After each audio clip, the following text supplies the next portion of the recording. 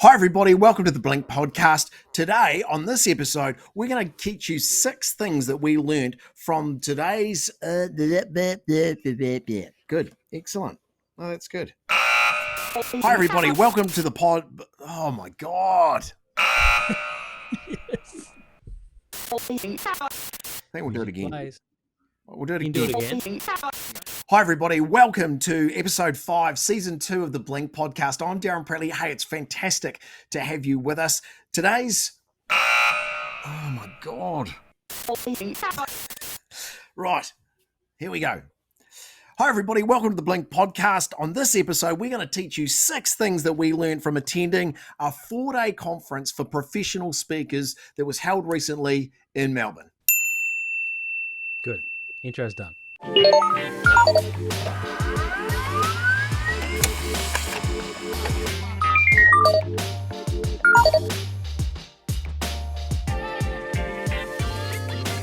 Hi, everybody. Welcome to the Blink Podcast. I'm Darren Pratley. Welcome to episode 5, season 2. Today's podcast I am so excited about because I'm going to bring my good friend from across the ditch, Jonathan Creek. Welcome aboard, mate.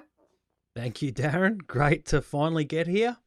I tell you what, mate, this topic today has got me so tongue-tied, you won't believe it. Considering it was from the Professional Speakers Conference, this should be a piece of cake for us. But anyway, we're here now, which is great. And we've got 6 things that we learned from attending a 4-day conference. Yeah, but we've got to explain for the listeners at home. For those following at home, and you may not know this, but Darren's just been through about 7 intros till we finally got there.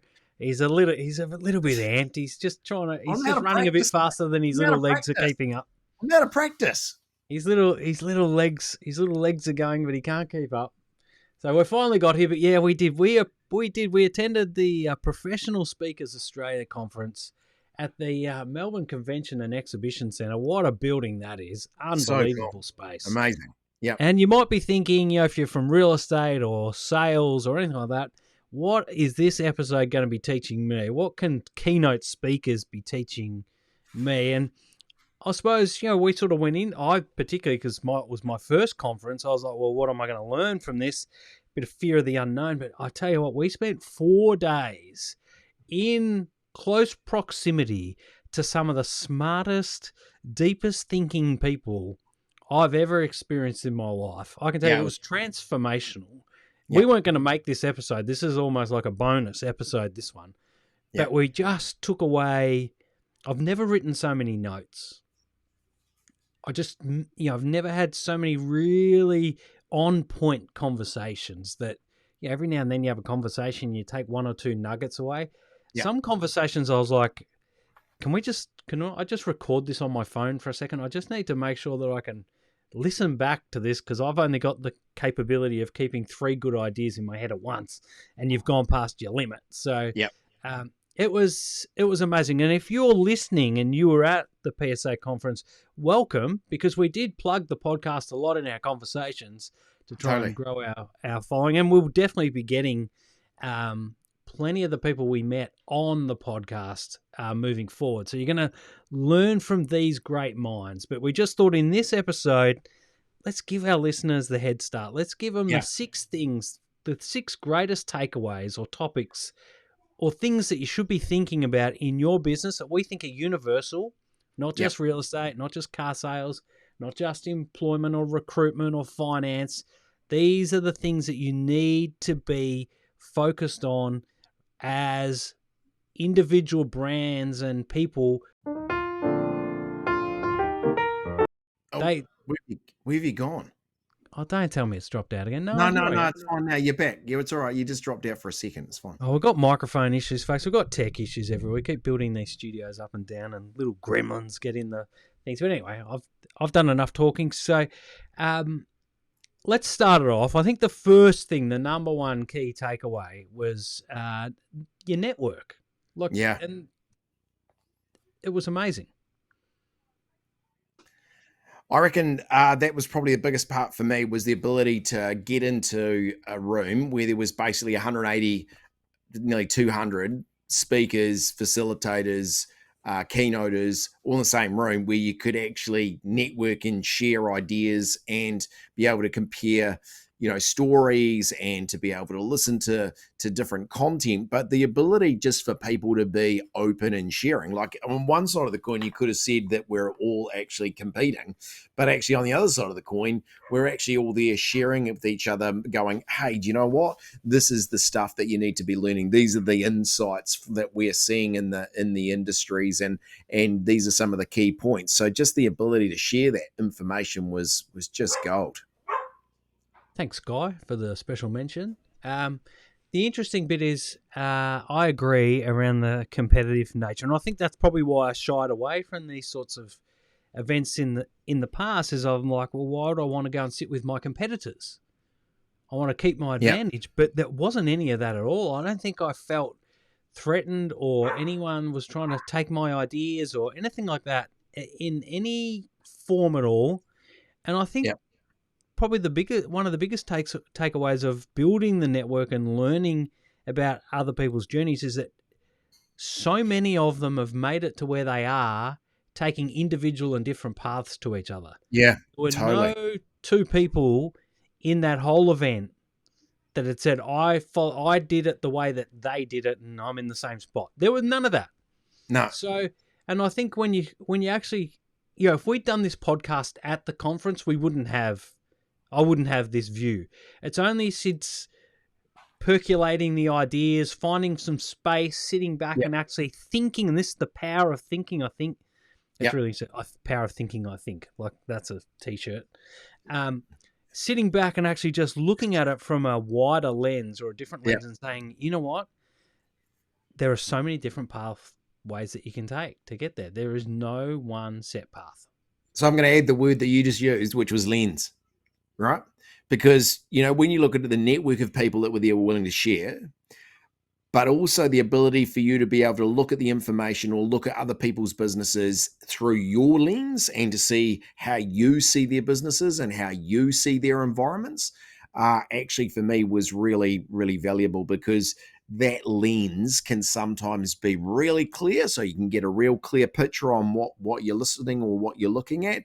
But then on the other side of the coin, it sometimes can cloud the lens that you're looking at other people's businesses and how you're critiquing your own. So the ability to be able to put that lens over that information and just be there with an open mind, I think is actually a really, really key learning for me in terms of that network and sharing. Absolutely. I also think the other thing is that, and this was in regard to networking and having a network, was I found real value in people asking me what I do, what I speak about, and how do I turn it into a business.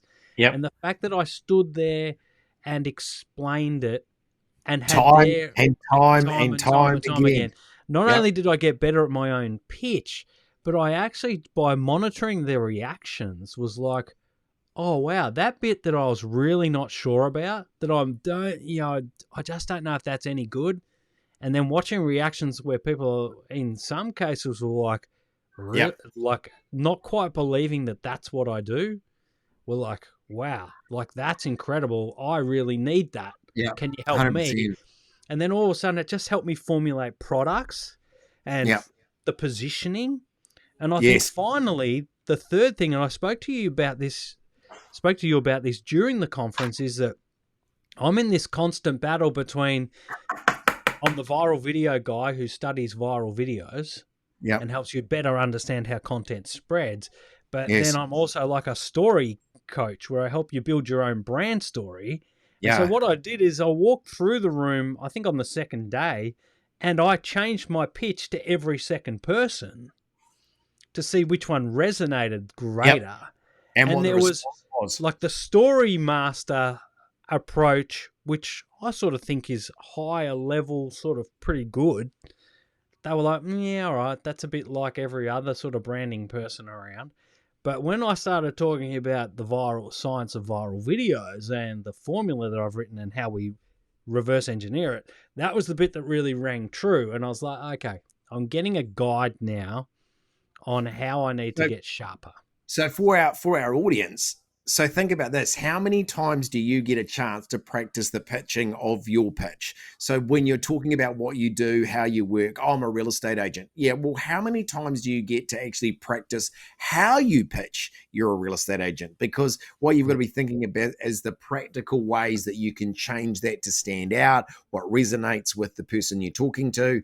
And when you actually start thinking about that, not very many people actually get a chance to actually practice that pitch very often. Yeah, and I think that's the power of this networking, right? Yeah. Is you don't just go there to meet people, you go there to exercise your pitching muscle. Yeah, totally. And Right? and what a cool group of people to be able to do that with, who can then start looking at, hey, how to improve it, how to position it, and have a think about, actually by sharing that, you're actually making your business and your pitch even stronger. So yeah, I was really impressed. Very, very cool. Yeah, but even if you're a real estate agent or a mortgage broker or whatever, go and find the equivalent to this Yeah, for your industry. which they all have, because we Yeah, speak at they most. all have them because we go to them and we speak at them, right? They all have them and we know them. Yeah, We're coming for yeah, you. We'll see you at them. yeah, But yeah, go and use it as practice. yeah. Just It's cool. practice. And Yeah, because you don't get to do that. yeah. Number 2. Number two, I reckon, was a good one for us, and I think it was good for both of you and me to be able to talk to each other about this in terms of, are you good enough? And this is a thing, I reckon, is that inner belief, right, of how good you are at what you do and how you compare to the industry's best. And for us to be able to be in the audience for some of the industry's best, and then start looking at what we do, how we position ourselves, how we speak, how the information we provide on stage, it was such a good way for us to be able to get an idea. Are you good enough? And again, we bring that into context for our watchers and listeners. Like, where do you go to compare your skills and your service to some of the industry greats? Because if you get a chance to do this, boy, oh boy, it makes you really sharpen up and focus your game. That's for sure. And I think you're selling yourself a bit short here too, to be honest, Darren, because for those who don't know, Darren actually spoke at this event. New Zealand's #1 speaker, Darren Prattley, spoke at Professional Speakers Australia, and everyone was talking about how good your session was. And the problem was that there were different rooms going on at the same time, so you almost had to compete for your audience among the audience. And definitely when you ran yours, and I didn't go to it because I thought, well, what's he going to say outside the podcast that I don't already know? So I'm going to go get some knowledge from someone else. And yeah, it was like, well, I could definitely always get your notes. I suppose you'd share your notes from your keynote for me. But they were raving about you, mate. So well done. Congratulations. No, it was really cool. It was great to be able to be part of it, and to be able to. But again, that's the whole pitch piece, right? Is that, hey, am I good enough? Are you good enough to be able to mix it with some of the best in the industry, and to be able to test your skills and position it and get their feedback, and to get their encouragement and their suggestions, and the way that you can do better or improve or change is just invaluable. So for me, it was a fantastic opportunity. So thanks, mate. It was really good. Yeah, and I also take this "Are you good enough?" Headline a little bit differently, in the sense of, are you doing it good enough? Are you doing a good enough job? Yeah, great. At pitching yourself and positioning yourself and driving results. Yeah, I mean, you hammered me about this. We had a debrief after it. And, we went and had a coffee, and gee, I tell you, I felt like I was back at school about to get the strap. That's sort of how I left the arrangement. I was very happy to drop you off at the airport that afternoon. Say, God, what a downer. Just give me a kick in the pants again. But no, it was fantastic in the sense that these things, when you're speaking to others and seeing what others are doing and then measuring yourself up, because it's a natural human thing to do, is to compare 100%. yourself. You don't want to do it all the time because it'll destroy you, but have moments where you open yourself up to be brave enough to have a look at what others are doing, and then be self-aware enough and honest enough with yourself to sit back and go, well, how does mine measure up? And I think one of the things I definitely left from this is, typically for you and me, apart from the juggling act, of course, we get up and we've got we've got a keynote presentation or a PowerPoint, sort of couple of slides, and for me, I've got videos, and then you talk about it and share stories, and you make it sort of a dynamic talk. Yeah. But there were people there that could take the same tools and create it into a show or an experience. Yeah. And that for me is like, right, am I good enough? I think I'm good enough to communicate the information. I think I'm good enough to deliver value, but am I creating a higher level experience that puts me a little bit higher, that breaks me out of the pack a bit further rather than just a guy with a clicker? Right. So hold on. If you are listening to this podcast right now, what I want you to do is to have a think about, are you positioning yourself as the best? Are you positioning yourself as the best in your industry? And if you're not, then start having a think about what are the things that you could do to create an experience with your service, because you and I have this conversation all the time, right? It's not about your product. It's not about your service. It's the ability to create the experience for the customer. And that's what we've got to keep pushing, so that you're getting that understanding of going, right, what is my service now, but what's the experience that I'm making for my customer? Great point, mate. That's a good one. What's the best in the business doing to create the gap on you?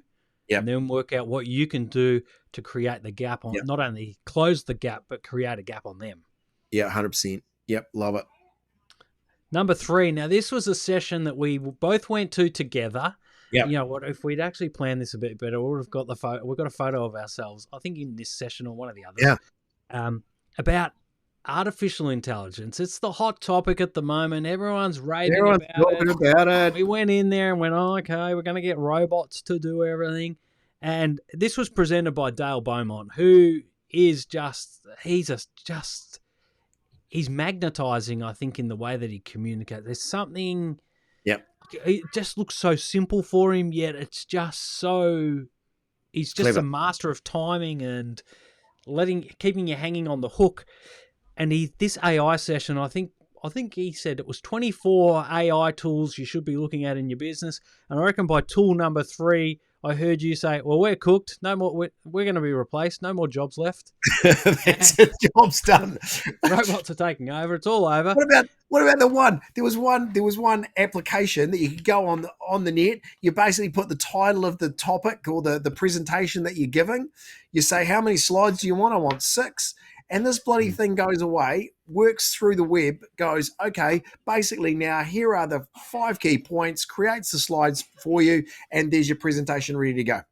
Oh, no. And it did it in real time in like 20 Sometimes seconds. These presentations take me a week to put together, and this thing does it in about 45 seconds. Yeah, that was the one where a few of the speakers said, shush, Dale. No, don't tell anyone else about this. So we worked out pretty quickly who uses the AI to build their presentations. Oh, my goodness. I'll tell you what, that'll get you out of trouble if you haven't done your homework.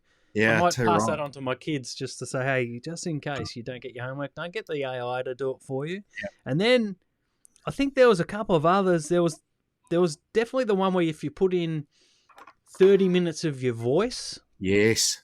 So you put in 30 minutes of your voice, and it analyzes it and assesses it, and then you can then, for there on, go in and add whatever text you want, and it will read it in your voice. Now, for anyone who's out there as a personal brand marketer, whatever, expert with a book, and you're looking down or staring down the barrel of $6,000 to $10,000 to go and get your book turned into an audio book. Well, there's an app out there now that's free, and all you have to do is give it half an hour of your voice and then just upload your book into it. And you've got an audio book in, I think it takes 18 minutes to do 200 pages. How cool is that, eh? Yeah, it was crazy. Crazy. You did like the meme, the meme app too. So if any line of what's your favorite line, Darren? What's your favorite line? From in what? Your teachings. Just in life. Implementation. Of course. Implementation. Yeah, of course. So you could just go there and type in implementation. Which I'd have. And this app will come back. This app, no, but I'm trying to explain it to the people. Oh, okay, sorry. Explain it to the people. So this app, you come up with any line. Like, you can't handle the truth, which is an obvious one. But for Darren's, implementation's the key to success, or whatever it is. You type that in, and it will go find every time in a Hollywood movie or song where those words have been said in the same sequence, and it'll give you all those clips. Ready to go. Download them, put them into your presentation. Job done. Stand up. Oh, no, what's your favourite guy? Goggins. Yeah. Goggins. You could just go Goggins crazy and just give you all the Goggins quotes. Time to get up, motherfucker. That's it. All right, number 4. I think this is probably one of the key takeaways from a lot of the sessions was it's all about building your brand. Yeah. Now, this really did used to just be the territory for traveling salespeople, speakers, experts and gurus, right? Yeah, Tony Robbins is the greatest example of how to build a personal brand and then monetize it. Like he really is. You talk Tony Robbins, everyone knows him. You know, Jay Shetty's probably another one. David Goggins is another one. It's all personal brand stuff. They're not really saying stuff that's groundbreakingly new. They're not inventing things like Einstein or Tesla or any of those guys. But because they have the personal brand, they own the terms. They own the whole approach. Yep. So the power I think we learnt was that it was really interesting being in the crowd watching those who had personal brands versus those who had brands that we hadn't been introduced to yet. Yep. And how quickly they grew on us. Yep. Once 100%. we knew. And also too, probably a good one for me was just the depth of the story.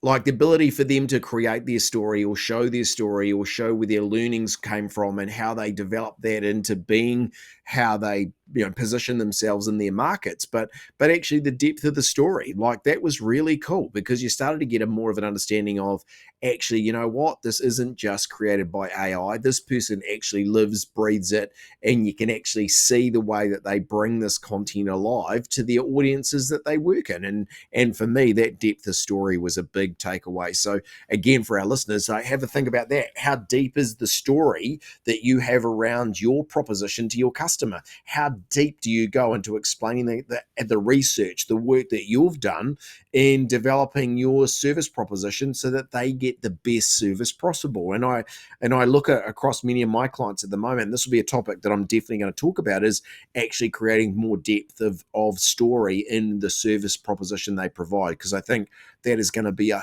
hugely benefit positioning piece. And you know branding better than anybody, mate. You know what it's about to create stories so that the audience engages. And I think, that was a really great learning topic. I think thinking about this afterwards and witnessing what we witness is, yes, story is one of the foundation pieces.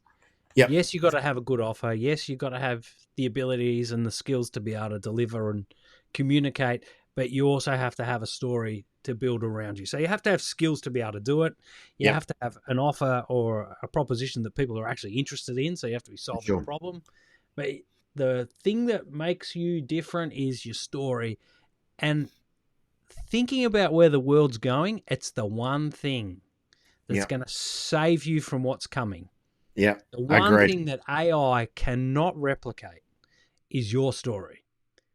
And so what's going to happen, and you can tell me whether you agree or disagree, the speed at which AI is coming at us is going to see a proliferation of content.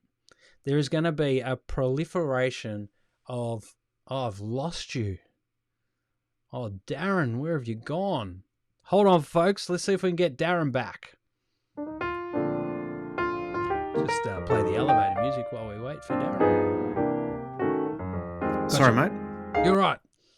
So, we apologise for interrupting this broadcast. We will resume normal programming shortly.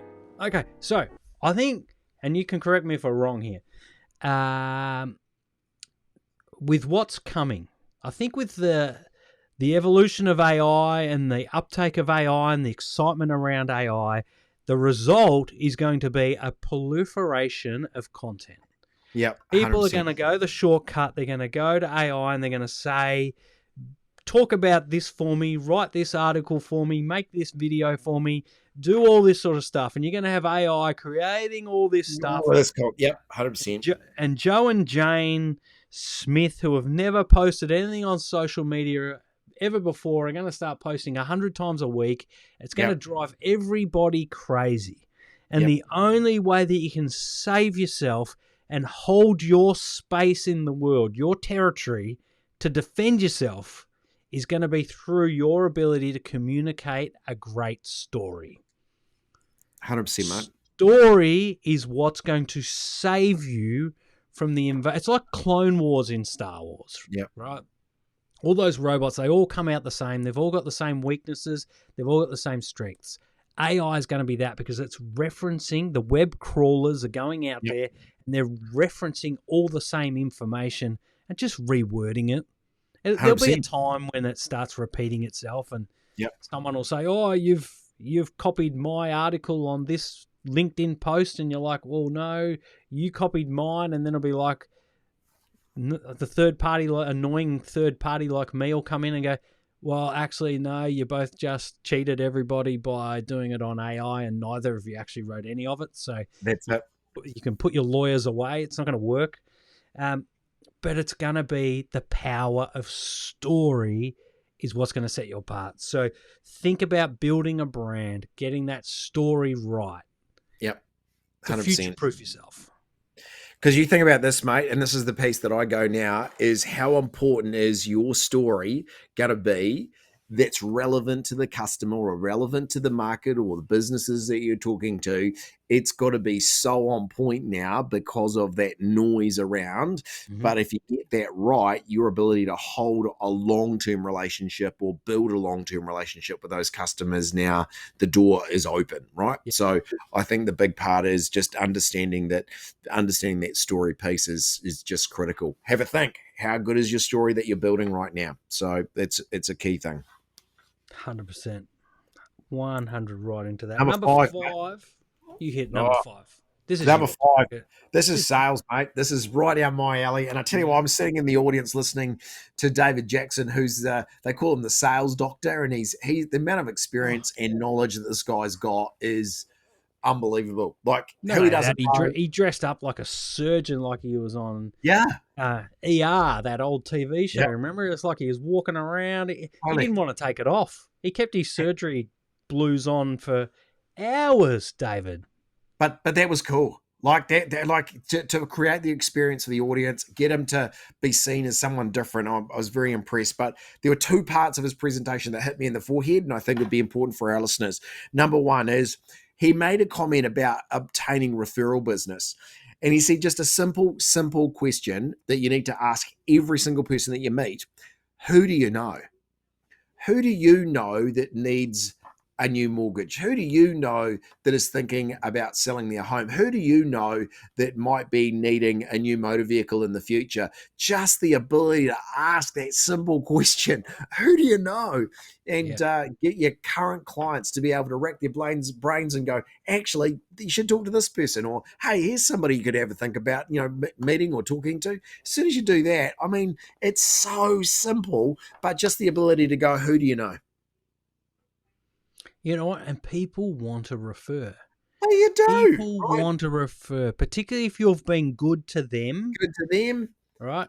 Even though there's been a financial exchange for your services, if you've been good to them, if you've actually removed a true pain, they can't wait to send you to someone else. Totally. So the first step is you've got to be good at what you do. Yeah. And, I had this conversation with a guy who we should actually get on the podcast. Pez, he's a friend of mine, Chris Pezzamani. He's a business guide. Yep. Consultant. I've gone blank on the actual name of his business, but anyway, he actually, I had a coffee with him, and he said to me, if you're looking for more business, the question that you ask is similar to that. Ask the person who you've just done a good job with, who do you care enough about to send me to them? Yep, totally. Genius. It's genius. But the big slap around the ear hole here is just how many times have you actually asked that question? How many times do you actually ask the question, who do you know? How many opportunities have you missed by not asking it? Don't do that number, whatever you do, right? That's now, a big Darren, number. you said the sales doctor gave you 2 tips. That was one. What was the second? Second one was he talked about fishing for whales. And I must admit, I've used this line once already today. Yeah. But if you're going to go out there and prospect for new business, instead of going out there looking for fish, why don't you just go hunting for a few whales as well? So the ability to try and find some clients that will materially make a massive difference in your business, why don't you go looking for some more whales? Why don't you start going, hey, I'm going to prospect, I'm going to do what I do because Darren and Jonathan keep telling me I have to do 10 calls a day and, that's get the whip comes out. But then why not just do 1 or 2 calls where you focus just on those whales and the big opportunities that are out there in the market? And sometimes when you're in a small rowboat, taking on a whale is sometimes a big step, right? But just the concept of actually putting your rod out there in the water with a big hook with some really attractive bait means that you could get one of those. And man, what is it going to do for your business and for your life? Gee, I'm glad you rescued that. I thought you were heading a bit blue there for a little bit. But I think that's a really good point. But I want to explore something a little bit into that is what restricts people from chasing the whales. I think that's number 2. How does that happen, right? That's number 2 that we talked about today. Who decides the size of your rowboat, of your fishing boat? Yourself. So why are you restricting yourself? Then that's number 2, right? We talked about those beliefs, right? And that's the key piece to this. And this is what really got me thinking about the ability for us to get out there and go fishing for those whales because, realistically, as part of our process in our businesses of growing them and developing our networks, that actually from time to time we need to actually go and fish for some big opportunities like this. And we've got to do this. We've got to do it. Yeah, it really is interesting as self-employed as you and I both are, is that, I think if I was to review the clients that I was targeting to start this business, you're trying to find people who are similar to you. Yep. And, if they're starting out like you're starting out, then they probably haven't got the money to pay you what you want. So you're just really rowing to nowhere if we're going to keep the fishing analogy going. You're rowing to deserted islands that would love your help but can't afford it. Get into those big whales. Don't be scared. As long as you've done all your work, your product's good, you're in order, and you've got all that organised, and you actually do know that you are good enough. Like you've got to look. I don't think we'd just send anyone tomorrow to the biggest whales in the world. But we're talking about people who have successfully navigated having a business that's kept you funded for, 6 to 12 months. So you know it works. You've got results. Don't keep fishing in the local duck pond. Go to the greater ocean. Yeah. Like you can do it. Like once you've got your systems and your processes in place that gives you the confidence that you can deliver. Yeah. Nothing. I think that's so true. And there's nothing more embarrassing than going pitching for a whale when you've only got the rowboat, right? So the big part about this that we just got to keep understanding is got to keep building that business. But I'm still, that was a big one that got me, was just the amount of people that I know in business that don't be aspirational about where they're prospecting and who might want to talk to them and why they may actually need your service down the track. It might not be today, but just being able to prospect for those bigger opportunities is a key component for people to be thinking about. There definitely is a psychological step. Yeah, in 100%. that hits you when you're ringing a big fish than ringing a little fish. Like I'm so comfortable ringing little to medium fish. Like no problem. No problem. The big guys, and it's really interesting. I've got a big guy as a client. I've got one of the biggest as a client, and to just stand here in this conversation right now and think, wow, you did make that call and that did work, but still you feel more comfortable down here when actually you're already batting up here. So it's a Like, safety seriously, mechanism. off this podcast today, like seriously, off this whole entire podcast today, if this is the one point that you take away from this and take this into your business, I tell you what, the return is unbelievable. Unbelievable. Ring Darren for a rate card. Ring Unbelievable. Darren for the rate card. That's what'll be the free download for this episode. The rate card for the whales. Don't sell yourself short on the whales because you'll get stuck doing a ton of work for too cheap. So anyway, number 6. Number 6. And this is it. This ties straight in. It could almost be the same topic. You've got to have a bigger vision. There's always that quote on the internet. If your dreams and targets don't scare you, you're not aiming high enough.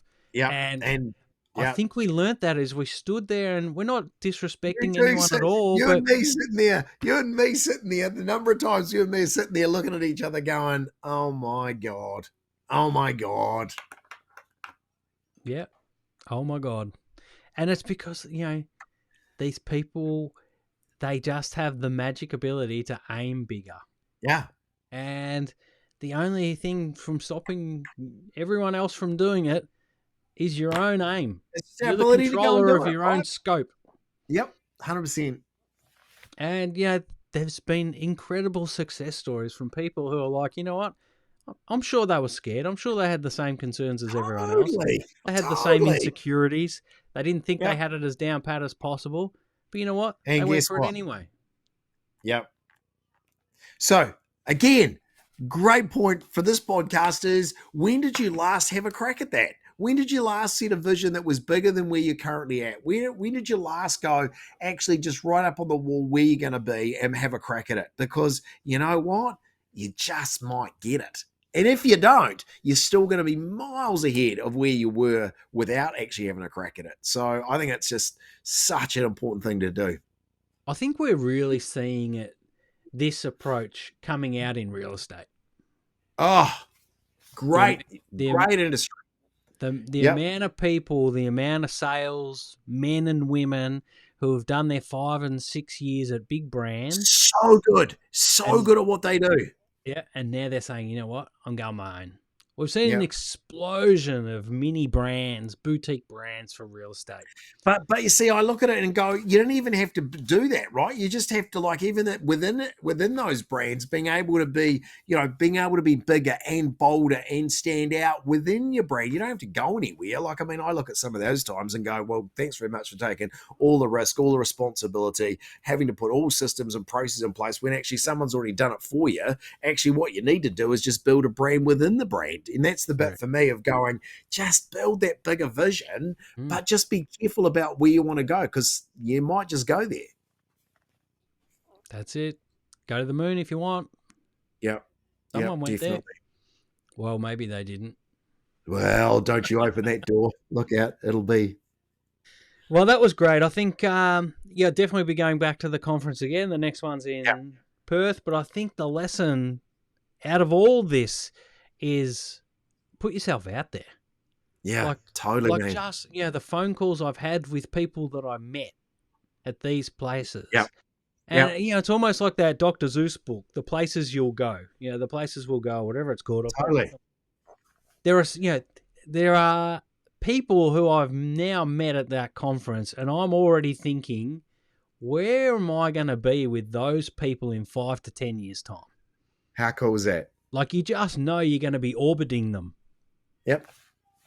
And this is the piece, like, and I just, from today's podcast, you just go, if taking this content, taking these ideas, applying them to our businesses, sharing them with our audience to be able to apply to their businesses, this is where these opportunities, give you insights to take you to greater success, right? And it's just a case of going, right, now what am I going to do? What I'm going to take out of this and actually apply in my business. And I think it would be, really good for, those listeners out there that have listened to this, that are thinking about, hey, how can I move or change my business in a direction to, just even to reach out to us and have a conversation with us about what they're planning on doing, because I think it'd be great for us to do a show where we talk a bit more about what some of our listeners are doing or some of the questions that they've got, because when you look at this content, you apply it across any industry, it can really change businesses. And I think in this environment too, we're facing an environment where doom and gloom is the topic of the day. Like, oh my goodness. Come on, Mr. Media. We've had enough. Time to move Let's on. go. And I always think back of the great businesses that have always been built out of financial crises or tough times. The best always come out of tough times. So you got a chance right now to build the best business you'll ever have. And if you can do it in a tough time, wait for the honey in the good times. I love it. Right? Awesome episode, mate. That was so good. All right. So all our speaker friends, thanks very much for your input. It was really, really cool. I enjoyed it. Yeah, and if you are here from the PSA, if you met Darren and I at the PSA and that's what's brought you to this podcast, make sure you leave a comment below. Of course, we're also on YouTube. You can leave a comment there. BL-INK, Blink, Business Lessons, International Network of Knowledge. So YouTube, but also across all the podcasting platforms, Spotify, Apple, and Google Podcasts. Find us there. Give us a review. Give us a rating. Tell us if we were good or not. Actually, only leave a rating if it's good, 5 stars. That's all we'll take. Anything else, you'll be exiled. We're not mucking around here. And, hey, I'm going to put this back on you guys. Do you know someone that we should have on here as a guest? You know someone that you like enough to refer to us, to put in our hands? We will be delicate. We'll be careful. And, let's just aim for the big whale, Darren. Let's aim for the big whale here. I want this podcast on Air New Zealand's podcast platform. Nice. I want this because Air New Zealand flies between our two great countries. It does a great service. Let's get this podcast because people can listen to it as they fly across the ditch, whichever way they're going, and let's get it on there. Who knows someone at Air New Zealand who can take this? We won't even charge; they can have it for free, and they can take our podcast. So when you and I fly backwards and forwards on our amazing carrier, we can listen to our own podcast. That'd be awesome. No, I won't be listening to it. I'll just be telling the person in the seat next to me, "Hey, have a look at this. This is me. You're sitting next to someone famous. Have a look at this. I am brilliant. You should listen to this." That's what it's going to be. It's going to be a full flex. Nice. All right. That's enough. We're getting silly now. Thank you, guys. Thanks for listening. Darren. Thank you so much. Hey, good stuff, mate. Season 2, episode 5 is done. More episodes on their way. Peace. See you soon. Take care, everyone. Bye.